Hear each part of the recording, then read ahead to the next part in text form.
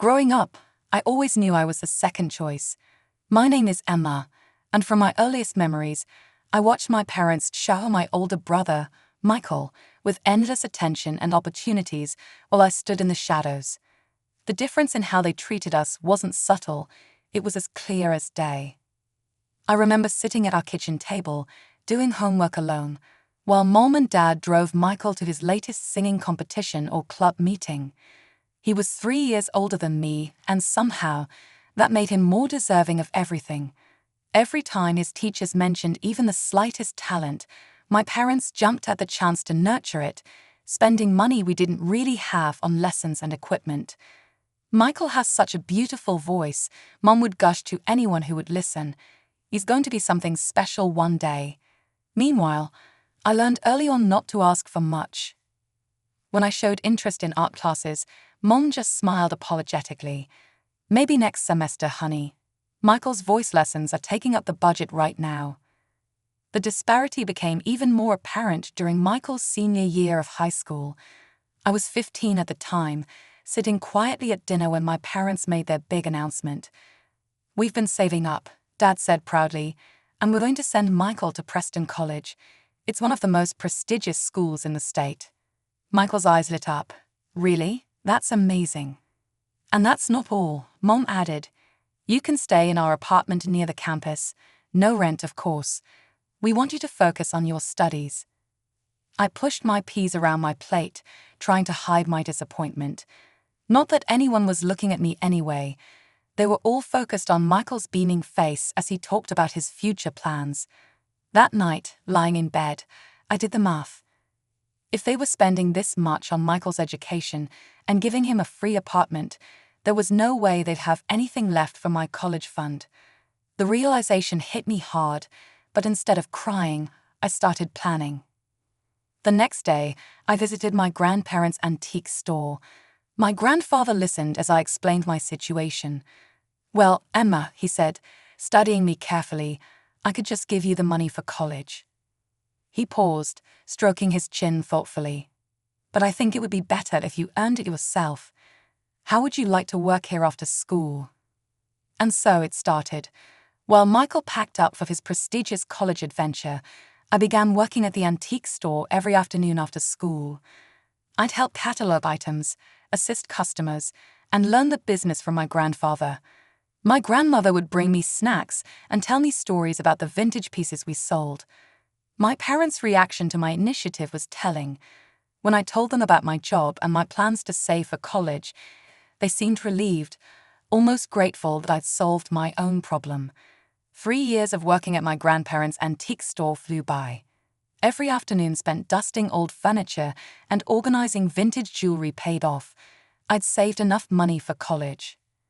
When I graduated high school, there wasn't much fanfare, just a quiet dinner at home. But I didn't mind. I was proud of what I'd accomplished on my own. I enrolled in the local state college, choosing a practical business program that wouldn't drain my savings. The tuition was reasonable, and I even had some money left over. Living at home and taking the bus to campus wasn't glamorous, but it made financial sense. "Mom, Dad," I broached the subject one evening. "I've been thinking about getting a used car. It would make getting to classes easier." Dad barely looked up from his phone. "Sorry, Emma, we just don't have the money for that right now." Mom chimed in. "The bus system is perfectly fine. Lots of students use it." I bit my tongue, remembering how they'd helped Michael get his license and even contributed to his first car. But that was ancient history now. My first year of college passed quickly, and just as I was finishing my spring finals, our house erupted with excitement. Michael was graduating from Preston College. Mom and Dad threw him an elaborate celebration, inviting what felt like half the town. Our house was packed with relatives, friends, and neighbors, all there to celebrate my brother's achievement. I was arranging appetizers in the kitchen when Michael made his grand entrance with a pretty blonde woman on his arm, Sarah, his college girlfriend. They were beaming as they walked into the room, hand in hand. "That was when you were a student," she replied matter-of-factly. "You can afford it now." I wanted to point out that Michael had lived here for free even after getting a job, but I'd learned that comparing myself to my brother was pointless. The apartment's location was perfect, just a 10-minute walk from my office, so I reluctantly agreed. Life fell into a routine. I threw myself into my work, determined to prove my worth at the company. Every month, like clockwork, Mom would call. "Emma dear, just reminding you about the rent. It's due on Friday. We're counting on that money." 3 years passed this way. I earned a significant promotion and raise, but I kept that information to myself. I'd learned my lesson. Any hint of financial success would just lead to more demands from my parents. Through their occasional updates, I heard that Michael and Sarah had a baby boy. I'd seen pictures on social media, but hadn't visited. Our communication had dwindled to perfunctory birthday messages and holiday greetings. It was over. Mom's tears turned into full-on sobbing. "My baby boy, a successful businessman, that's my son," she exclaimed. Dad proclaimed proudly, "Always knew you were destined for great things." I stood in the corner, watching the scene unfold. Nobody seemed to notice that I had just finished my freshman year with a 4.0 GPA, or that I'd been working part-time at a local cafe while maintaining my studies, but I was used to it by now. The wedding preparations consumed the next year while I focused on my studies. Now in my 3rd year, Mom and Dad threw themselves into planning the perfect wedding for their perfect son. They took out a substantial loan to cover everything: the venue, catering, flowers, and the band. Nothing was too good for Michael and Sarah. The wedding itself was exactly what you'd expect: extravagant, emotional, and all about Michael. I stood in my bridesmaid dress, which I had to pay for myself, watching my parents beam with pride as they danced with the happy couple. They'd spared no expense, even though I knew they'd be paying off the loan for years to come. After Michael and Sarah left for Connecticut, I stood in my cramped bedroom at my parents' house, staring at my textbooks. An idea struck me. The apartment where Michael had lived during college was now empty. It was perfectly located near campus and would give me some much-needed independence. I approached my parents that evening while they were watching TV. "Mom, Dad, since Michael's apartment is empty now, would it be okay if I moved in there?" They exchanged glances before Mom spoke. "Well, honey, you can move in, but you'll need to pay rent." The words hit me like a slap in the face. Rent? But Michael lived there for free. Dad shifted uncomfortably in his recliner. "That was different. We have the wedding loan to pay off now. We need the extra income." I couldn't believe what I was hearing. "I'm your daughter too," I said, my voice trembling slightly. "I've never asked you for anything. I worked for my college money. I take the bus everywhere. Mom held up a hand to stop me. She and Dad had one of their silent conversations, the kind they used to have when deciding whether to spend money on another of Michael's activities. "Fine," Mom finally said. "We'll charge you half the normal rent." I wanted to argue more, but I knew this was the best offer I'd get. "Okay, I'll take it." That weekend, I moved into the apartment. It still had traces of Michael everywhere. Holes in the walls from his college posters, water rings on the coffee table from his late-night study sessions. I took extra shifts at the cafe to cover the rent, often working until closing time. Between classes, studying, and work, I barely had time to sleep. My final year of college passed in a blur of textbooks, coffee shop aprons, and midnight study sessions. Before I knew it, graduation day arrived. While my classmates' families planned parties and celebrations, my parents opted for a quiet dinner at home. They only invited my grandparents. No extended family, no friends, no elaborate catering like Michael's graduation. We sat around the dining room table, eating the lasagna I'd made myself. Grandma reached across the table and squeezed my hand. "Emma, dear, we're so proud of you," she said warmly. "Graduating with highest honors while working part-time, that's quite an achievement." Before I could respond, Mom's phone buzzed. Her face lit up as she read the message. "Oh, speaking of achievements," she interrupted, Michael just texted. The business is doing wonderfully. He says they're expanding into 2 new locations. I watched as my graduation dinner turned into a celebration of Michael's success in Connecticut. My grandparents exchanged knowing looks, and Grandpa squeezed my shoulders supportively. My hard work in college paid off sooner than I expected. Within 2 weeks of graduation, I landed a position at Anderson and Mitchell, one of the most prestigious firms in the city. The starting salary was better than I dared hope for, and I was thrilled to finally be starting my career. That excitement lasted exactly 3 days, until my parents found out about my salary. "Emma," Mom said during one of her unexpected visits to the apartment, "now that you're making good money, you should start paying the full rent amount." I stared at her, wondering if I'd heard correctly. "But we agreed on half." "That was when you were a student," she replied matter-of-factly. "You can afford it now." I wanted to point out that Michael had lived here for free even after getting a job, but I'd learned that comparing myself to my brother was pointless. The apartment's location was perfect, just a 10-minute walk from my office, so I reluctantly agreed. Life fell into a routine. I threw myself into my work, determined to prove my worth at the company. Every month, like clockwork, Mom would call. "Emma dear, just reminding you about the rent. It's due on Friday. We're counting on that money." 3 years passed this way. I earned a significant promotion and raise, but I kept that information to myself. I'd learned my lesson. Any hint of financial success would just lead to more demands from my parents. Through their occasional updates, I heard that Michael and Sarah had a baby boy. I'd seen pictures on social media, but hadn't visited. Our communication had dwindled to perfunctory birthday messages and holiday greetings. I was fine with that. Then came the phone call that changed everything. "Emma," Mum's voice was tight with tension. "We need to talk about your brother. There's been some trouble. The business, well, it's gone bankrupt. He had a terrible fight with Sarah's parents. They're furious about how he managed things. They're not speaking anymore." I closed my eyes, already knowing where this was heading. "He's coming back home," she continued, "with Sarah and the baby." "Oh," I said carefully, "I assume he'll be staying with you and Dad."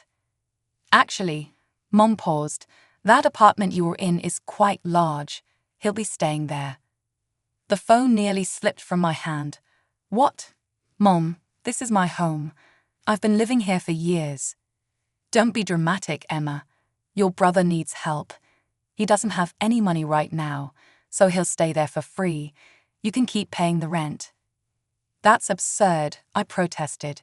"If he's moving in, maybe I should just find my own place." "Don't you dare." Mom's voice turned sharp. "We need your rent money now more than ever. Michael's going through a rough time. You wouldn't want to make things harder for him, would you?" I shook my head in disbelief and hung up without another word. The moving day was worse than I'd imagined. Michael, Sarah, and their crying baby Tommy showed up with a mountain of luggage and baby equipment. Mom arrived to supervise the transition, which apparently meant making my life as uncomfortable as possible. "Emma, clear out your room," Mom directed, hands on her hips. "Michael and Sarah need it for Tommy's nursery." I stood in the doorway of my bedroom, my personal space for the past 4 years. "What? Where am I supposed to sleep?" "The living room has a perfectly good couch," she replied, already starting to move my things. "You can't be serious. I pay rent here, full rent, and you're putting me on the couch." Mom's expression hardened. "Don't be selfish, Emma. Your brother has a baby. Babies need proper rooms." So, I watched helplessly as my bedroom was transformed into a nursery, complete with a crib, changing table, and all the other baby paraphernalia. My belongings were unceremoniously piled in a corner of the living room, which was now my bedroom. The next few weeks were a nightmare. Michael moped around the apartment all day, alternating between complaining about his in-laws and reminiscing about his glory days as a successful businessman. Sarah spent her time either crying or arguing with Michael about whose turn it was to change Tommy's diaper. The baby seemed to sense the tension and cried constantly. I'd come home from a long day at work to find dishes piled in the sink, toys scattered everywhere, and dirty laundry spilling out of the hamper. The first few times I tried ignoring the mess, but the dirty dishes attracted ants, and the clutter made it impossible to relax in what was now my bedroom. So I cleaned, I cooked, I did laundry, and every meal I prepared mysteriously disappeared before I could eat it. One evening, after a particularly frustrating day at work, I decided to extend an olive branch. "Michael," I said, trying to keep my voice neutral, "we actually have some openings at my company. I could put in a good word for you with HR. The benefits are great and the starting salary is decent." Michael looked up from his phone, his face twisting with indignation. "An entry-level position? Are you kidding me? I'm a businessman, Emma. I don't do entry-level. I need an executive position, something worthy of my experience." "Your experience running a business into the ground." The words slipped out before I could stop them. Michael's face turned red. "You don't know anything about what happened. That was my in-laws' fault. They set me up to fail." He stormed off to his room, my old room, leaving me standing there, wondering how much longer I could live like this. 3 months into our forced cohabitation, I sat at my kitchen table, now covered in Tommy's dry baby food and Sarah's coffee rings, reviewing my bank statements. The numbers didn't lie. My expenses had nearly doubled since Michael and his family moved in. That was the final push I needed to call my parents. I rehearsed what I would say, determined to remain calm and rational. The phone conversation went about as well as expected. "Mom, Dad, we need to talk about the living situation," I began. "Michael and Sarah aren't contributing anything to the household expenses. They're eating all my food, using utilities I pay for, and—" "Emma," Mom cut me off, her voice sharp.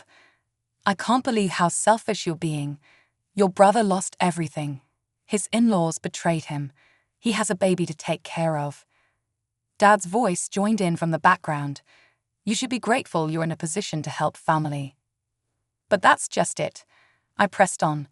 "I'm not just helping. I'm carrying the entire financial burden. They don't buy groceries.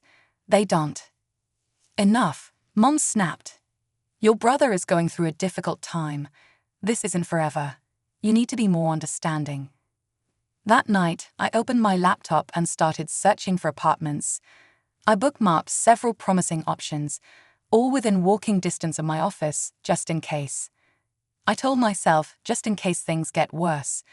2 weeks later, I was sitting on my couch bed, trying to focus on work documents while the baby wailed in the background and Michael and Sarah had their fourth argument of the day.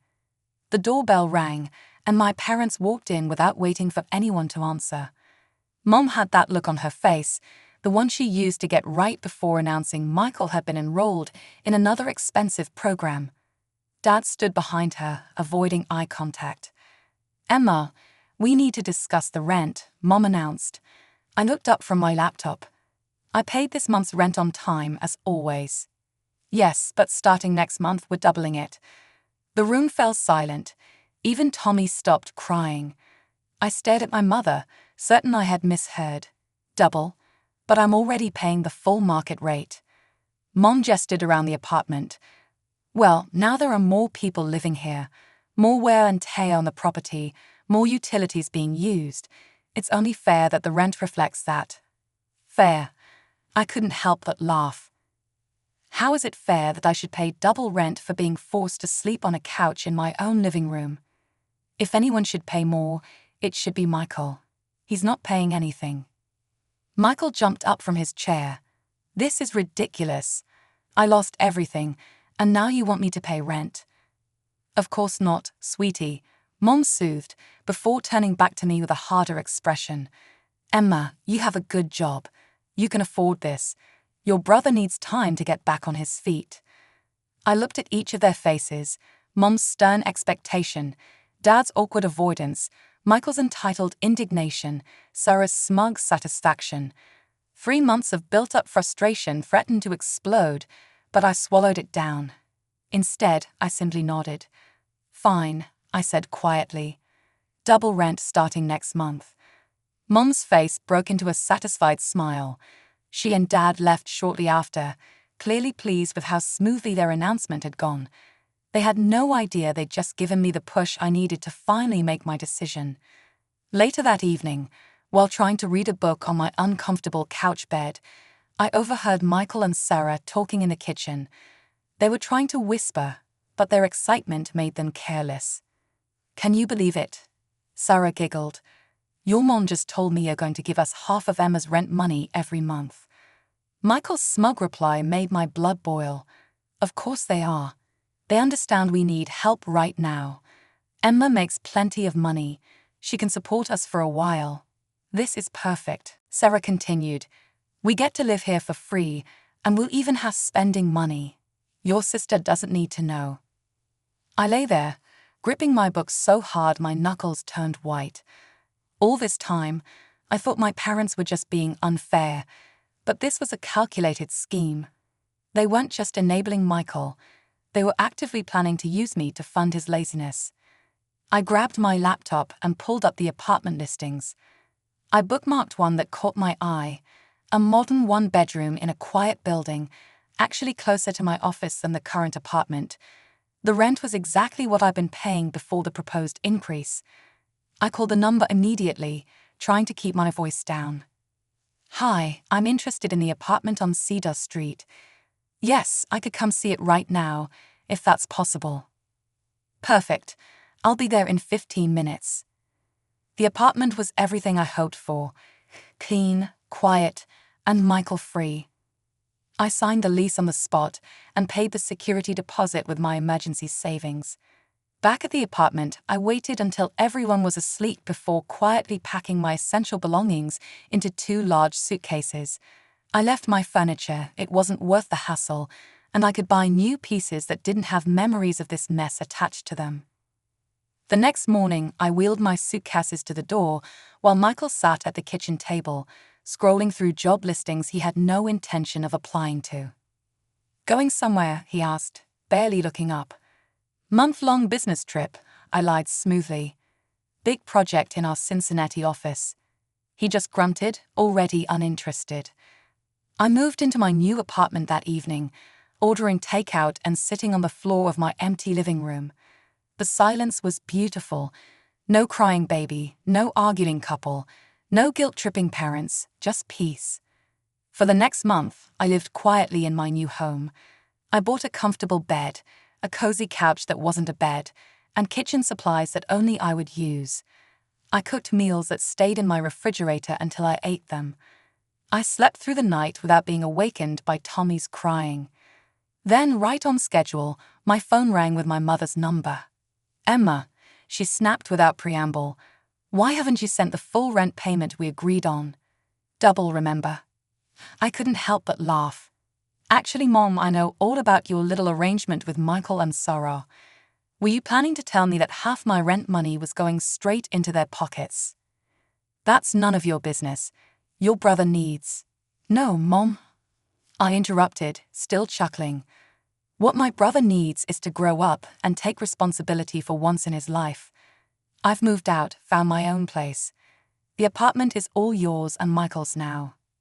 "What?" she screeched. "You can't do this. We need that rent money." "Well, I'm sure Michael will step up and start paying rent now that he's had time to get back on his feet. I can't wait to see how that works out for you."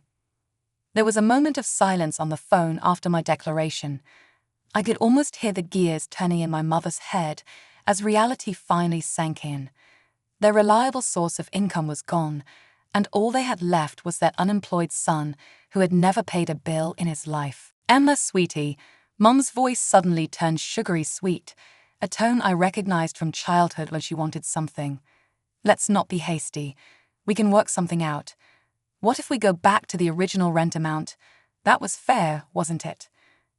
I settled deeper into my new couch, the one I picked out myself in my own apartment where no one could kick me out of my bedroom.